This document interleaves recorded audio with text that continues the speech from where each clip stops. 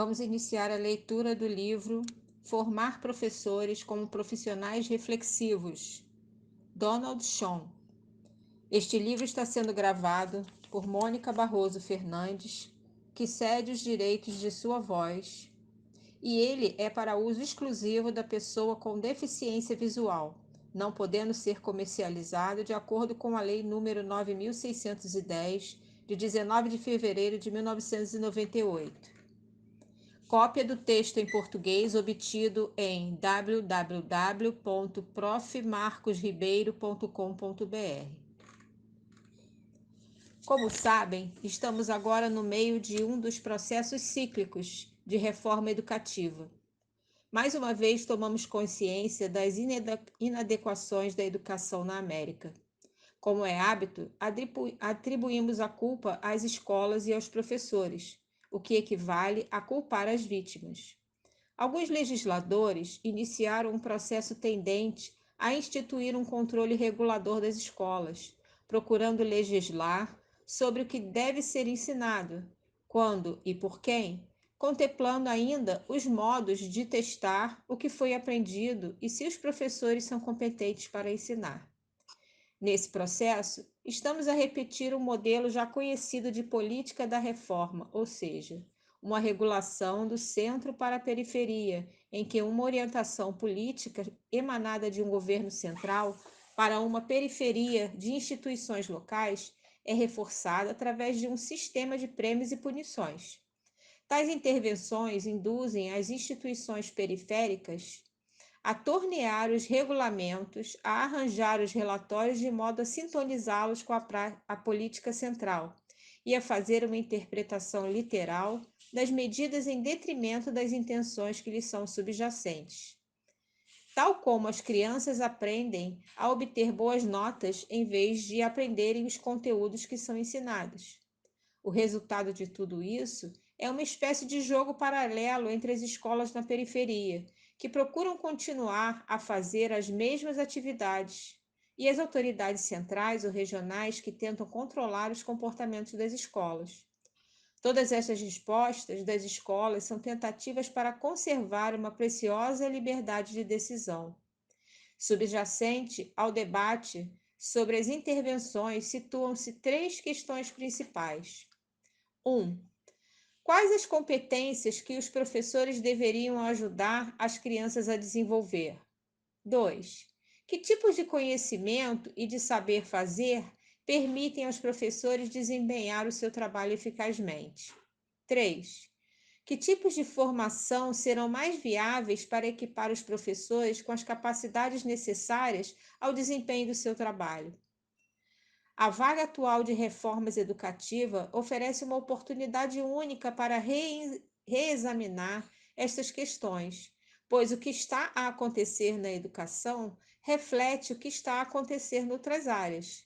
Uma crise de confiança no conhecimento profissional, que despoleta a busca de uma nova epistemologia da prática profissional. Na educação, esta crise centra-se num conflito entre o saber escolar e a reflexão na ação dos professores e alunos. Antes de me debruçar mais profundamente sobre essa ideia, é preciso dizer que ela nada tem de novo. Muito daquilo que acabei de referir pode ser encontrado nas obras de escritores como Leo Tolstói, John Dewey, Alfred Schultz, Lev Vygotsky, Kurt Lewin, Jean Piaget, Ludwig Wittgenstein e David Hawkins, todos pertencendo, se bem que de formas diversas, a uma certa tradição do pensamento epistemológico e pedagógico. Consideremos o Teacher Project, o trabalho de Jeanne Bamberger e Eleanor Duckworth, como um pequeno grupo de professores do ensino básico em Cambridge, Massachusetts. Bamberger e Duckworth realizaram um seminário onde, durante várias horas por semana, ao longo de 3 anos ou 4 anos, procuraram ajudar os professores a familiarizar-se com as suas estratégias de aprendizagem de materiais tais como a matemática, a física e a música. Um dia, mostraram aos professores um vídeo sobre 2 rapazes separados um do outro por um ecrã opaco. Cada um dos rapazes tinha diante de si um conjunto de sólidos geométricos de diferentes tamanhos, formas e cores. Em frente de um dos rapazes estava um modelo fixo, defronte do outro. Encontrava-se uma miscelânea de sólidos geométricos, que o segundo rapaz teria de transformar no modelo fixo, seguindo as instruções do primeiro. À medida que os professores viam o filme, observavam que, embora as instruções do primeiro rapaz parecessem bem formuladas, o segundo estava cada vez mais confuso. Os professores diziam coisas como: o segundo rapaz parecia ser um aluno de aprendizagem lenta. Não consegue estar atento durante muito tempo. Não consegue seguir as instruções. Neste momento, uma das investigadoras salientou: parece-me que o primeiro rapaz deu uma instrução errada, pois disse: põe o quadrado verde. Mas não existem quadrados verdes, só há quadrados laranja e as únicas coisas verdes são os triângulos. Uma das vantagens do vídeo é que pode ser revisto, e por isso os professores puderam voltar atrás e observar o filme uma vez mais. Com efeito, concluíram que as instruções do primeiro rapaz se referiam a um quadrado verde, quando não havia quadrado dessa cor. À medida que continuavam a observar o filme, ficaram surpreendidos ao notar que de fato o rapaz era exímio no cumprimento das instruções, encontrando sentidos e indicações sem nexo. Foi então que um dos professores notou algo de surpreendente. Aquilo que acabávamos de fazer foi dar razão ao aluno. Essa expressão, dar razão ao aluno, inspirou os professores durante o restante dos 2 anos de seminário. Neste exemplo, estão contidas duas formas diferentes de considerar o conhecimento: a aprendizagem e o ensino.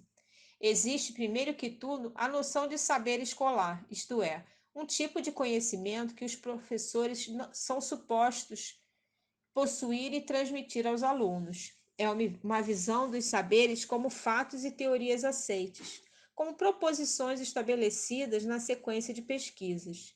O saber escolar é tido como certo, significando uma profunda e quase mística crença em respostas exatas.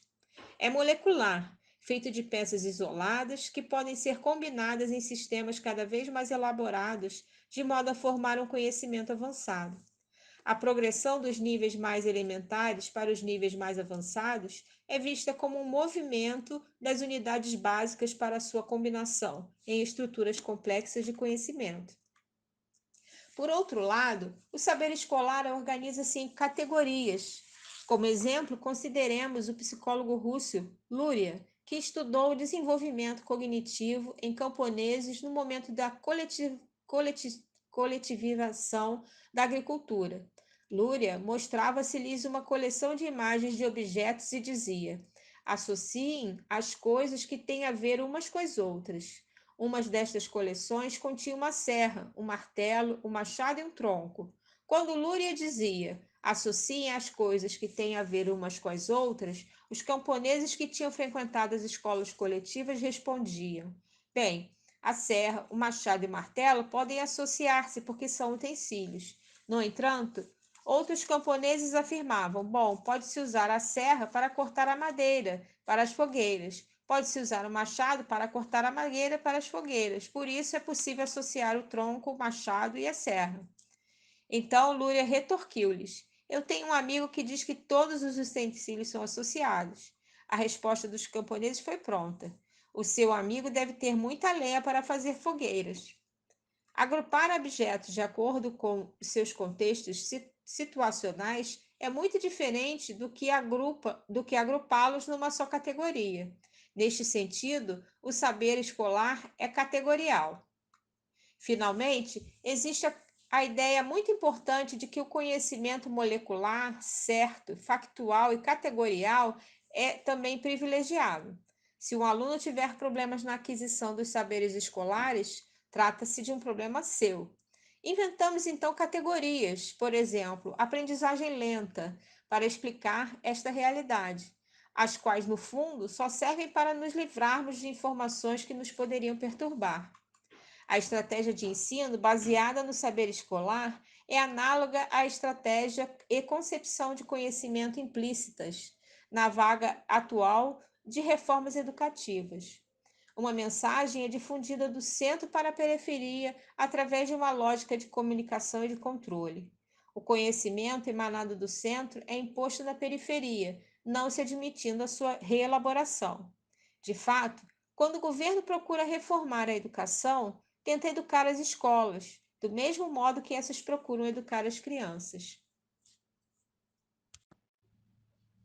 É possível ilustrar uma segunda visão do conhecimento e do ensino através dos professores que deram razão ao aluno. Os professores reconheceram nas crianças uma capacidade que o filósofo Michel Polanyi designa de conhecimento tácito, espontâneo, intuitivo, experimental, conhecimento cotidiano, do tipo revelado pela criança que faz um bom jogo de basquetebol, que arranja uma bicicleta ou uma motocicleta, ou que toca ritmos complicados no tambor, apesar de não saber fazer operações aritméticas elementares. Tal como um aluno meu dizia, falando de um seu aluno, ele sabe fazer trocos, mas não sabe somar os números. Se o professor quiser familiarizar-se com esse tipo de saber, tem que lhe prestar atenção, ser curioso, ouvi-lo, surpreender-se e atuar como uma espécie de detetive que procura descobrir as razões que levam as crianças a dizer certas coisas. Esse tipo de professor esforça-se por ir ao encontro do aluno e entender o seu próprio processo de conhecimento, ajudando-o a articular o seu conhecimento na ação, como o saber escolar. Esse tipo de ensino é uma forma de reflexão na ação, que exige do professor uma capacidade de individualizar, isto é, de prestar atenção a um aluno, mesmo numa turma de 30, tendo a noção do seu grau de compreensão e das suas dificuldades. Há muitos anos, o conde Leon Tolstói, no tempo que mediou entre os cossacos e a guerra e a paz, fundou uma escola da sua propriedade de Yasnaya, Polânia, para ensinar os filhos dos camponeses. Devido à sua grande energia, o projeto alargou-se com a criação de cerca de 70 escolas, de uma escola de formação de professores e de um jornal pedagógico. A passagem seguinte ilustra sua opinião sobre a individualização no ensino dos rudimentos da leitura. Todos os indivíduos devem, no mais curto espaço de tempo, ser ensinados individualmente de modo a adquirir a arte da leitura. Por isso, deverá haver um método particular para cada um deles, o que é uma dificuldade intransponível para um, não será para outro e vice-versa. O aluno que tenha boa memória, ser-lhe-á mais fácil memorizar as sílabas do que compreender as consoantes mudas. Outro compreenderá instintivamente a lei da combinação das palavras, lendo-as na íntegra. O melhor professor será o que tiver uma resposta pronta para a questão que preocupa o aluno. Estas explicações dão ao professor o conhecimento do maior número possível de métodos, a capacidade de inventar novos métodos e, acima de tudo, não provocam uma adesão cega a um método, mas a convicção de todos os métodos são unilaterais e que o melhor método será o que der a melhor resposta a todas as dificuldades possíveis que o aluno tiver. Quer dizer, não um método, mas uma arte e um talento. O processo de reflexão na ação, tal como Tolstói o descreve, e tal como o dá razão ao aluno ilustra, pode ser desenvolvido numa série de momentos, sutilmente combinados numa habilidosa prática de ensino. Existe, primeiramente, um momento de surpresa. Um professor reflexivo permite-se ser surpreendido pelo que o aluno faz. Num segundo momento, reflete sobre esse fato, ou seja, pensa sobre aquilo que o aluno disse ou fez e, simultaneamente, procura compreender a razão por que foi surpreendido. Depois, num terceiro momento, reformula o problema suscitado pela situação. Talvez o aluno não seja de aprendizagem lenta, mas, pelo contrário, seja exímio no cumprimento das instruções.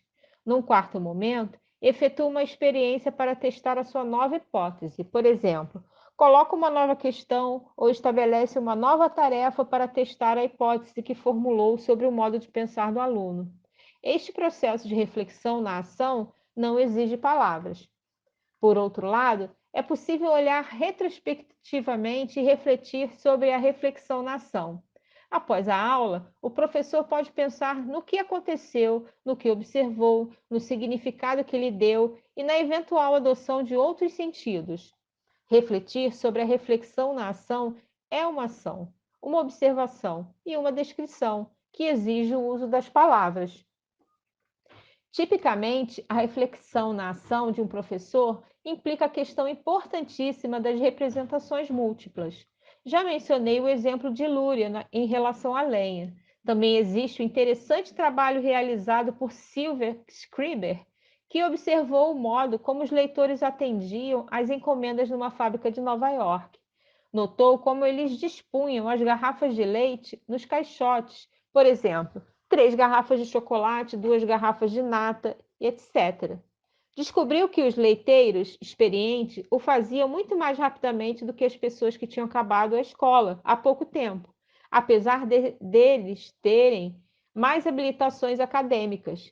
Reparou que os leiteiros, com experiência, usavam o próprio caixote, com as suas 12 aberturas, como uma unidade de cálculo.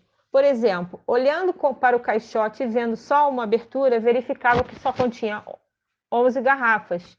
Vendo o meio cheio, sabia que continha 6 garrafas. Faziam contas com o caixote como uma coisa com quem pensar. Tal como Seymour Papert disse, empregando uma estratégia de representação muito diferente de uma lista de números. No Massachusetts Institute of Technology, tive a oportunidade de estudar os esforços realizados por alguns engenheiros para construir computadores aplicáveis ao estudo da engenharia.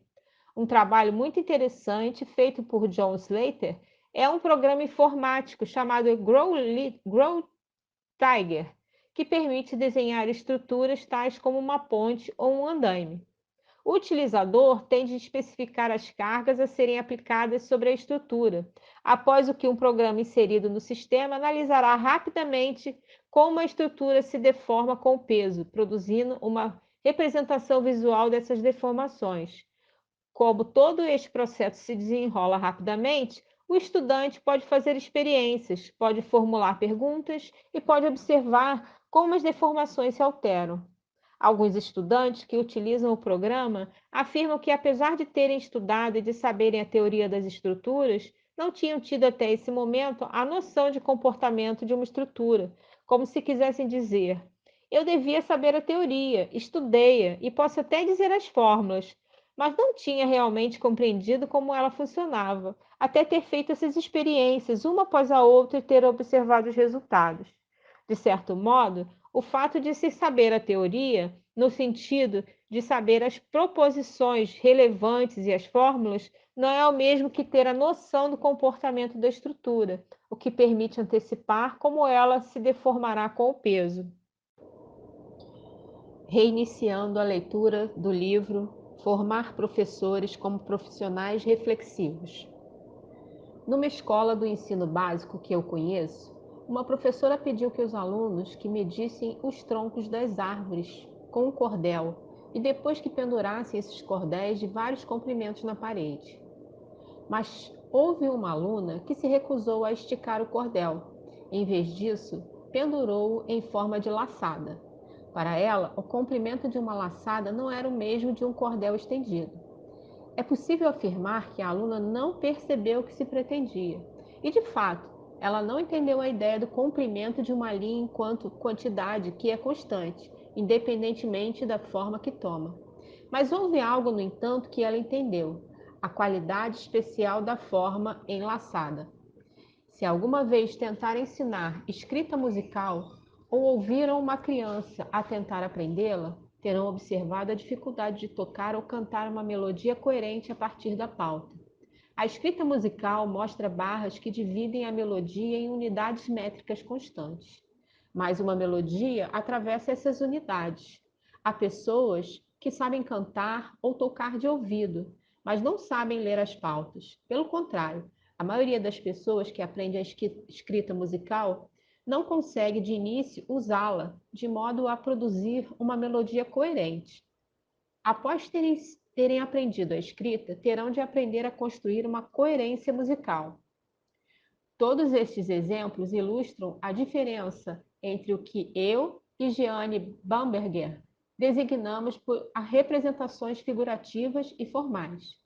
As figurativas implicam agrupamentos situacionais, contextualizados, as relações que se estabelecem na maior proximidade possível das experiências cotidianas.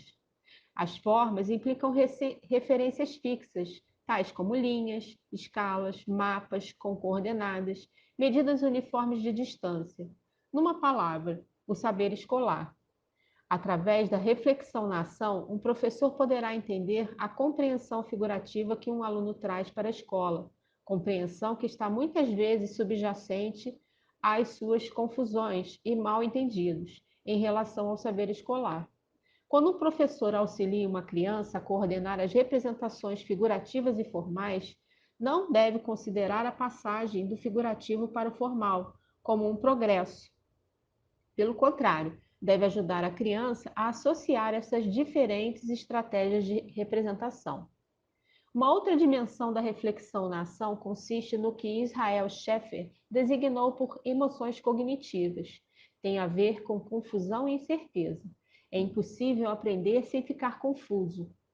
Como costuma dizer meu velho amigo Raymond Reiner, só se pode ter uma nova perspectiva sobre alguma coisa após nós termos nos afastado dela. Mas isto significa que a aprendizagem requer que se passe por uma fase de confusão. E há algo mais incômodo ou mais marcante do que a confusão? Dizer numa sala de aula estou confuso é o mesmo que dizer eu sou burro. Um professor reflexivo tem a tarefa de encorajar e reconhecer e mesmo dar valor à confusão dos seus alunos, mas também de encorajar e dar valor à sua própria confusão. Se prestar a devida atenção ao que as crianças fazem, por exemplo, o que se terá passado na cabeça daquela miúda para ter pendurado o cordel em forma de laçada? Então, o professor também ficará confuso. E se não ficar, jamais poderá reconhecer o problema que necessita de explicação. O grande inimigo da confusão é a resposta que se assume como verdade única. Se só houver uma única resposta certa, que é suposto o professor saber, o aluno aprender, então não há lugar legítimo para a confusão. Um dos participantes do Teacher Project formulou muito bem esta ideia.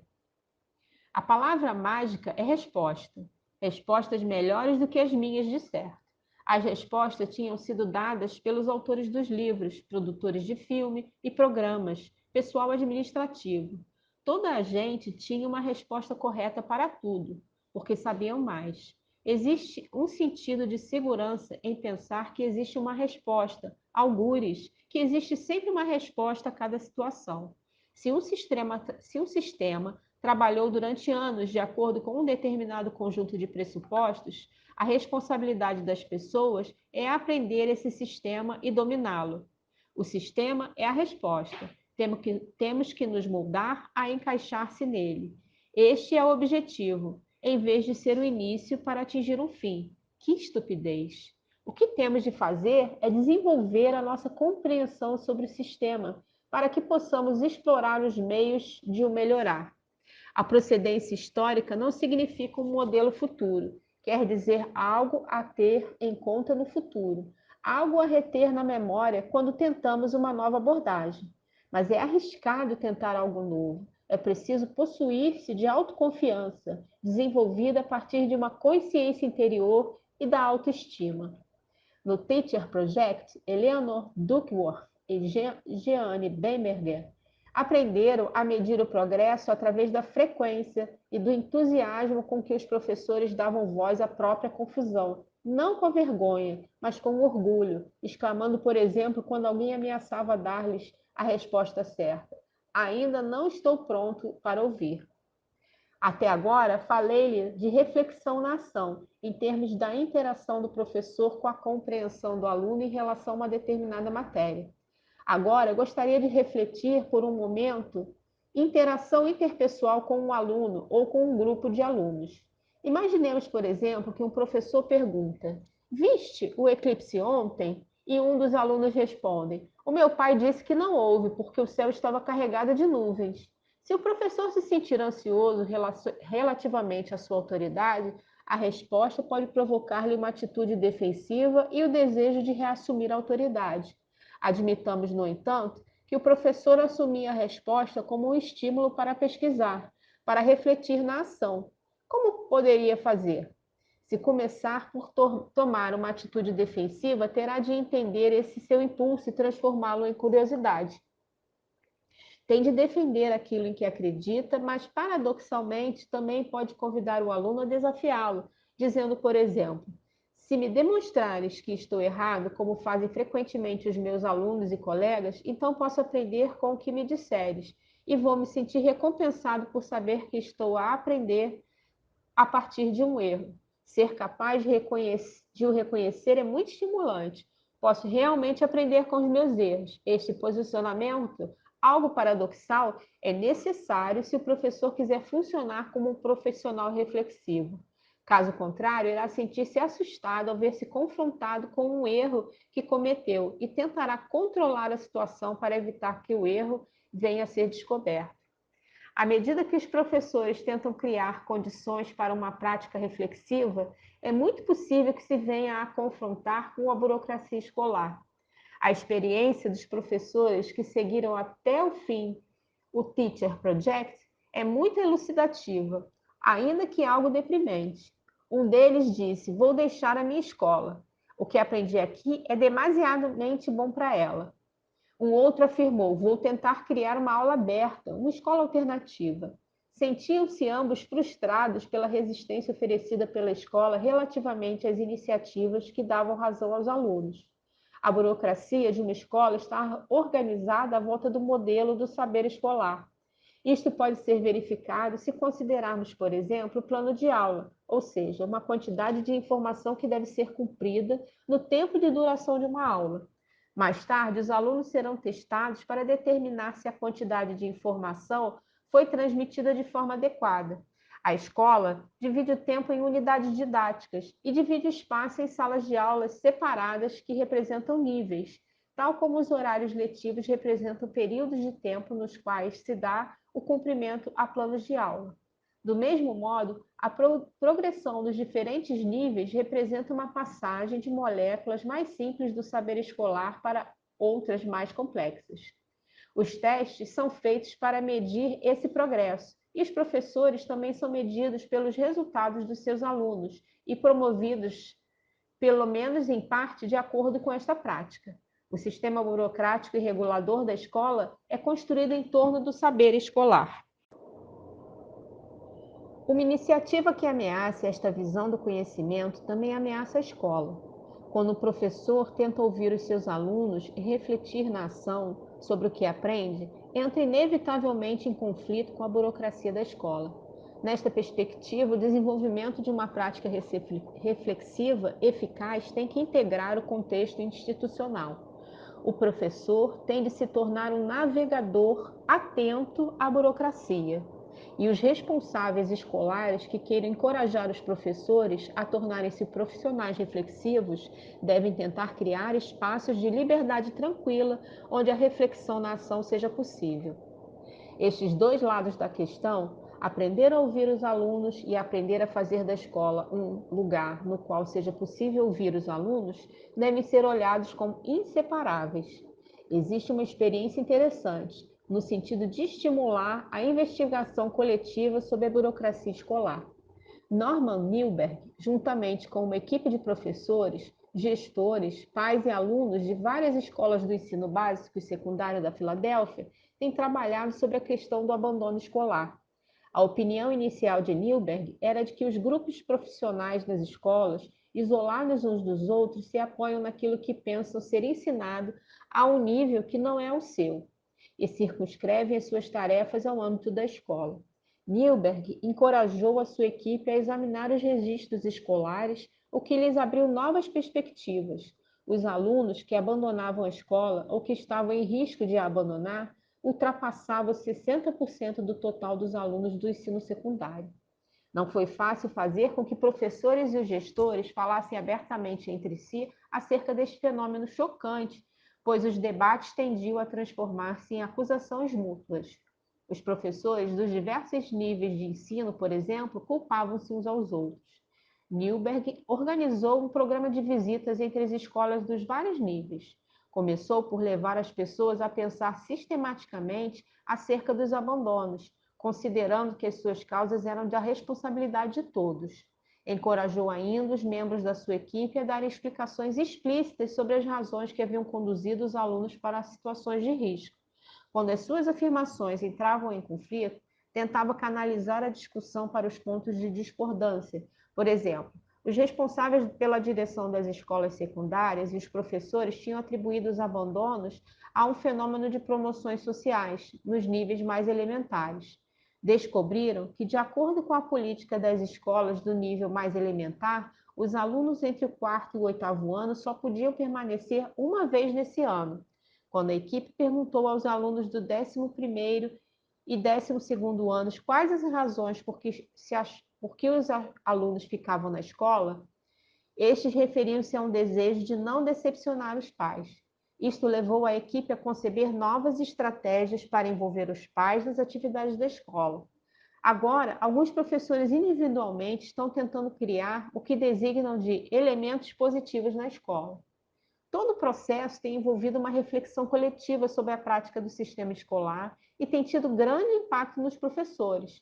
Um deles escreveu: levei muito tempo para constatar uma situação óbvia. Reprovo 50% dos meus alunos. Deve haver meios mais eficazes que asseguram maior sucesso aos alunos. O que significa, então, tentar formar um professor para que ele se torne mais capaz de refletir sobre a sua prática? Creio que temos mais a aprender com as tradições da educação artística do que com os currículos profissionais normativos do sistema universitário de vocação profissionalizante. As instituições de formação artística, os ateliês de pintura, escultura e design, os conservatórios de música e dança têm longas tradições de formação profissional, mas é evidente que muitas dessas instituições ou não estão dentro da universidade ou vivem desconfortavelmente no seu seio, e isto por uma boa razão. Baseiam-se numa concepção de saber escolar diferente da epistemologia subjacente à universidade. As tradições desviantes da formação artística, bem como do treino físico e da aprendizagem profissional, contêm no seu melhor as características de um prático reflexivo. Implicam um tipo de aprender fazendo em que os alunos começam a praticar, juntamente com os que estão em idêntica situação, mesmo antes de compreenderem racionalmente o que estão a fazer. Nos ateliês de design arquitetônico, por exemplo, os alunos começam por desenhar antes de saberem o que é design. Nos primeiros tempos, todos se queixam da confusão. Tudo isso tem lugar no prático, que é um mundo virtual, que representa o mundo da prática. Lembremos-nos do bloco de esboços do arquiteto. Quando os arquitetos desenham, conseguem representar edifícios e muito daquilo que ele está relacionado. O preço do erro é muito mais baixo do que sair e retirar o entulho do local da obra. Um arquiteto desenha muito mais depressa do que consegue escavar e pode tentar transpor o seu pensamento para o desenho quantas vezes quiser. Pode voltar atrás e ver o que fez, e pode fazer alterações. Um ensaio de uma orquestra é também um mundo virtual, tal qual como um roleplay ou uma tela de computador. O mundo virtual é qualquer cenário que representa o mundo real, um mundo da prática, e que nos permite fazer experiências, cometer erros, tomar consciência dos nossos erros e tentar de novo, de outra maneira.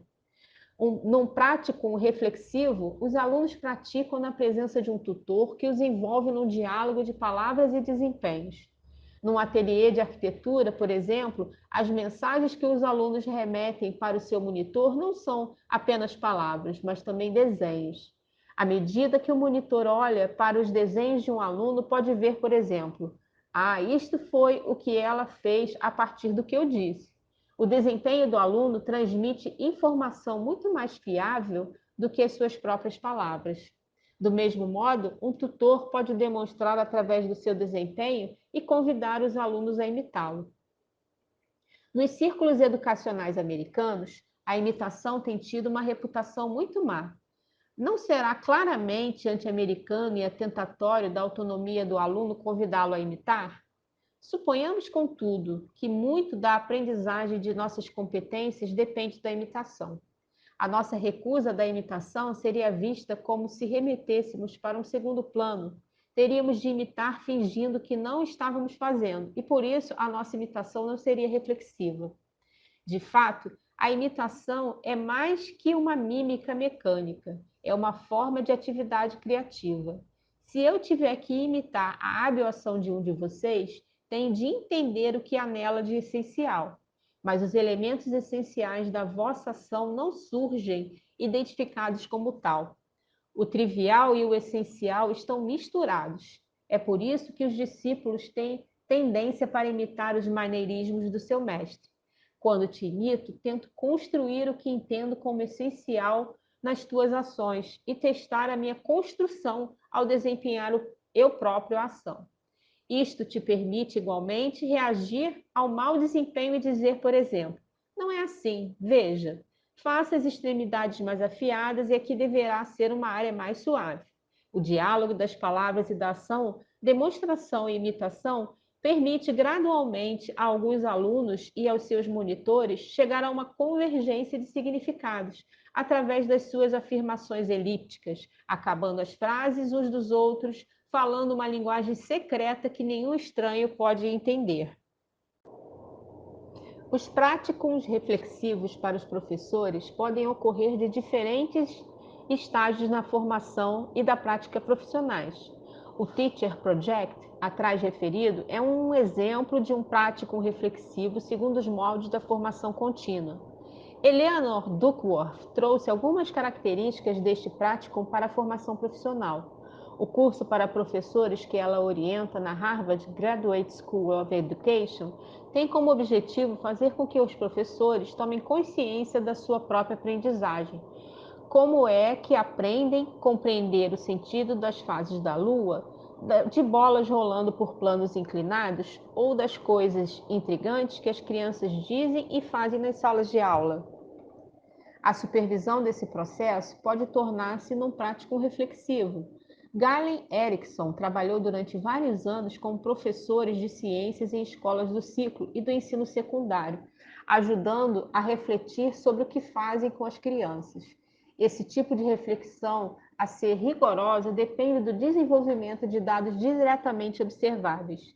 Não é suficiente perguntar aos professores o que fazem, porque entre as ações e as palavras há por vezes grandes divergências. Temos que chegar ao que os professores fazem através da observação direta e registrada, que permite uma descrição detalhada do comportamento e uma reconstrução das intenções, estratégias e pressupostos.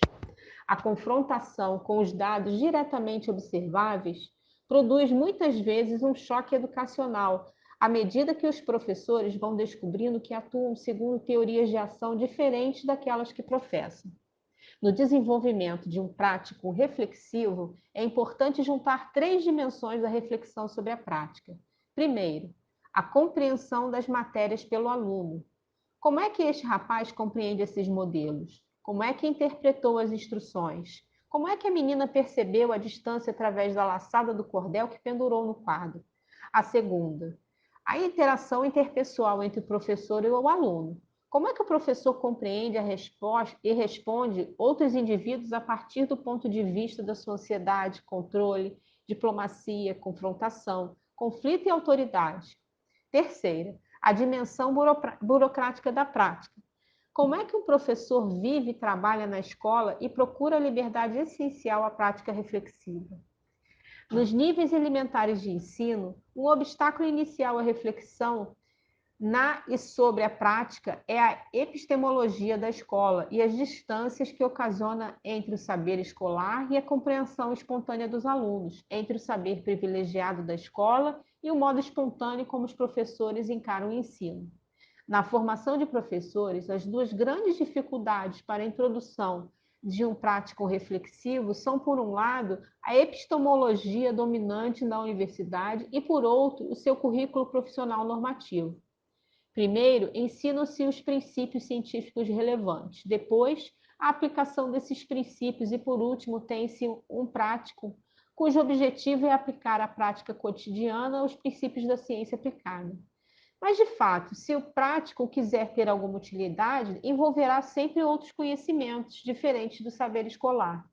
Os alunos mestres têm geralmente consciência deste desfasamento, mas os programas de formação ajudam-nos muito pouco a lidar com essas discrepâncias.